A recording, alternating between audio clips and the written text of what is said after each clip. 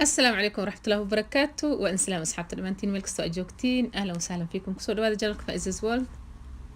maanta waxaa qurxintii wajiga waxaan samaynayaa scrub iyo mask scrubka wuxuu naga saacidayaa asxaabta wajiga wuu nadiifinaya marka hore did skinka ka qaadaya wajiga waa qoynaya dulduleelka wajigana waa furaya si maskada ay si fiican ugu shaqeyso maskadana waxa waaye maskan ugu talagalnay haaraha wajiga haaraha ka qaadayso oo ka nadiifinayso وفي نفس الوقت وجهك عدينيسو او عيرينيسو او ما شاء الله تبارك الله آد ماسك او فيعن واصحابته gabdhaha oo isoo weydiiyo wajiga oo madmadowga leh oo haaraha leh maaskadan ma sha Allah aad idinka saacideysaa marka waxa idin asxaabta ka faa'iideysta aad u mahadsantihiin videoga like ta hilmaamin insha Allah share gareyn asxaabtiin u share gareey aad ugu wada mahadsantihiin dhamaantiin soo dhawaada asxaabta marka hore waxa sameysanaynaa scrubka waxa waa scrub aad u fudud marka hore waxa u baahanahay asxaabta timirtana waxa waa timir aad u jilcan waa timirtaada hadii ay jilcanaynin waa qasaysaa in la qaso waa laazim biyo yar ku qasaysaa ama wardiya ku qasaysaa markay jilcado ka bacdi isticmaalaysaa timirta isticmaalayna waxa waa timir aad u jilcan marka in lafaan ka soo bixinay fargeeta marka soo isticmaalay fargeetada si fiican ugu soo qasnay qiyaastii marka waxa hal qaado weyn waxa kale oo u baahanahay ku darsanaynaa saabuun maqribi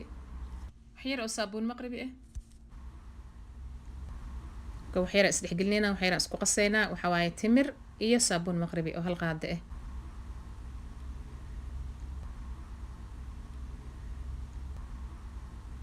waxa kale oo soo darsanaynaa qaxwo hal qaado oo qaxwo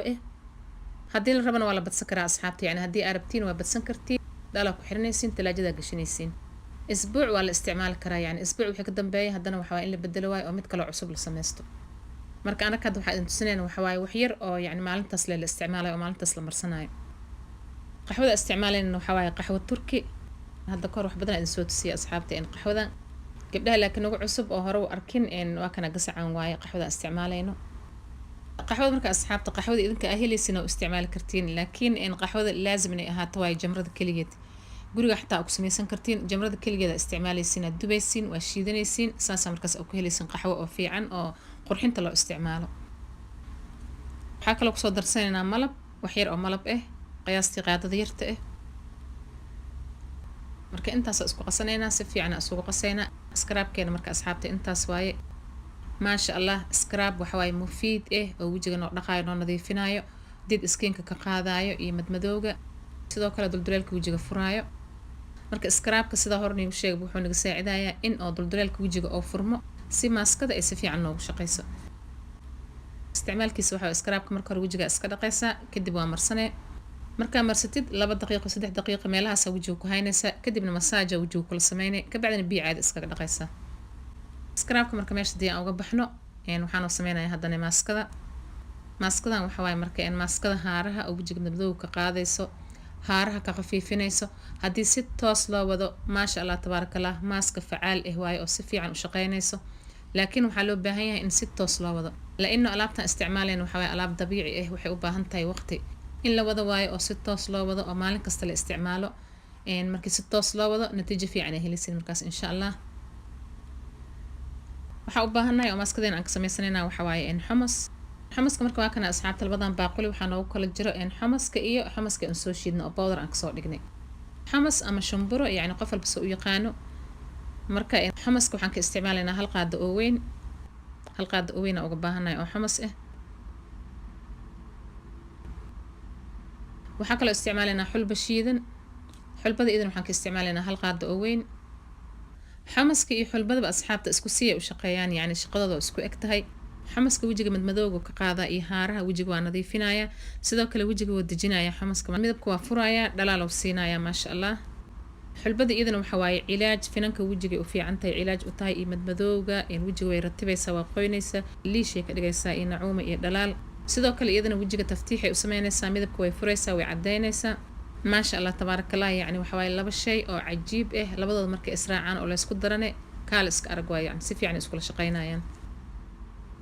waxa kale oo soo darsanaynaa huruudda iyada laakiin ma ka badinayno wax yar ku soo darsanaynaa yani qaadada afkeeda hore ku soo dareynaa oo huruudda huruudda iyadana ma sha Allah finankay u fiican tahay madmadowga wajiga sidoo kale muqashar way oo dabiici yani waxa waaye scrub oo dabiici wajiga waxay ka qaadaysaa did skinka yani maqaarka dhintay wajiga ka qaadaysaa sidoo kale infectionka oo nabraha wajiga u sababo huruudda way ka qaadaysaa maasha allah way u fiican tahay cilaaj ay u tahay waxaa kale ugu dambeeya aan kusoo darsanaynaa xaliib powder caano booro hal qaad weyn oo caano booro ah caano boorahan wuxuu naga saacidayaa wajiga inuu noo ratibo oo ratuuba oo noo siiyo yacni wajiga uu noo qooyo sidoo kale caano booraha waxaa waaye wuxuu siinayaa nafaqo iyo midabkana waa furaya maasha allah iyo waxaa kaloo kusoo darsanaynaa malab wax yaroo malab ah qaadada yarta oo malab ah qiyaastii waxaa ku qasanaynaa maaskada ma'ward biyaha ubaxa haddana si fiican u qasaynaa si aan u helno maaska naacim ah marka maaskada asxaabta waxay u baahan tahay qoyaan badan la ino xulbada biyo badan ay u baahan tahay sidoo kale xumaskana waxa way biyo badan u baahan yahay waxaa ku qasanaynaa biyaha ubaxa marka tartiib inaan u isticmaalno waa tartiib aan ugu shubno si maaskada markaas ay biyo nooga noqonin waxa way maaskada biyo badan ay u baahan tahay biyaha marka si tartiib ugu shubaynaa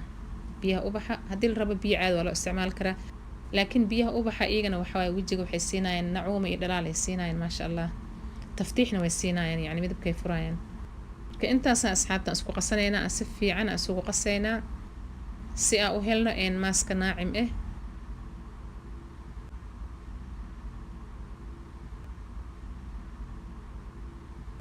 waataasa haddana maasha allah maaskadeena markaan si fiican u soo qasnay saasay noogu soo baxday maaska waxay kusoo baxday aad u qurux badan oo kareemi ah isticmaalkeedana waxa waaye sida maaskaadka hore oo kale marka hore waxaan isticmaalaynaa scrubka sida hore nigu soo sheegay kadibna waxaa scrubka markii aan ka dhaqno maaskada isticmaalaynaa maaskada markii la marsado waxaa lagu haynayaa ilaa ay kaaga qalalayso markay ku qalashana waxaa la rabaa masaajar inaad ku samaysid kadibna waxaa muhiima asxaabta wajiga marka maaskaadka laga dhaqo in la ratibo oo loo isticmaalo